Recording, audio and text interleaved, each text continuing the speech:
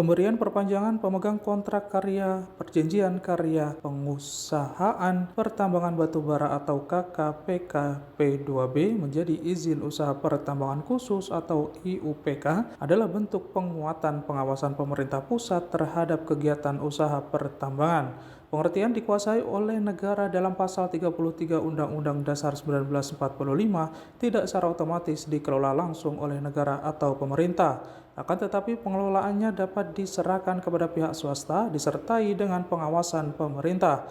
Maka terhitung sejak diundangkannya Undang-Undang Nomor 4 Tahun 2009, pemerintah tidak pernah lagi membuat KKPKP2B dengan swasta. Demikian keterangan yang disampaikan Irwandi Arif selaku ahli yang dihadirkan pemerintah dalam sidang pengujian Undang-Undang Pertambangan Mineral dan Batubara pada Rabu 4 Agustus 2021.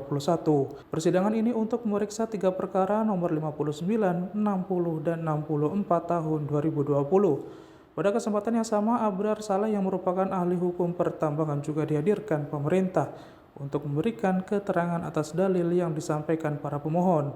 Dalam pandangannya, pasal 169A Undang-Undang Minerba tidak bertentangan dengan amanah pasal 18A ayat 2 Undang-Undang Dasar 1945.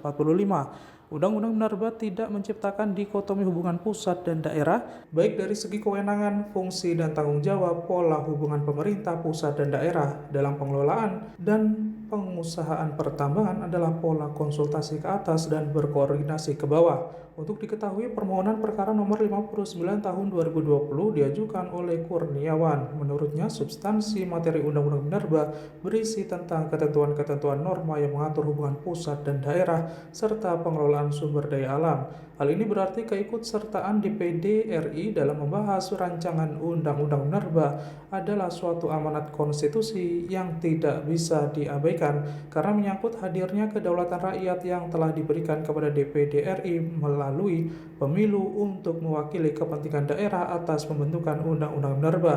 Kemudian perkara nomor 60 tahun 2020 dimohonkan oleh Alirman Sori dan 7 pemohon lainnya. Para pemohon merupakan pihak yang merasa dirugikan hak konstitusionalnya karena pembahasan Undang-Undang Minerba dilakukan secara eksklusif dan tertutup dengan tanpa mengindahkan prinsip keterbukaan dan transparansi sesuai dengan peraturan perundang-undangan yang berlaku. Sedangkan permohonan perkara nomor 64 tahun 2020 diajukan oleh Helvis, seorang advokat sekaligus purnawirawan TNI, dan Muhammad Khalid Seirazi, Sekretaris Umum Pengurus Pusat Ikatan Sarjana NU. Para pemohon berpandangan pasal 169A Undang-Undang Minerba memberikan peran yang terlalu besar kepada menteri dan mengesampingkan peran pemerintah daerah.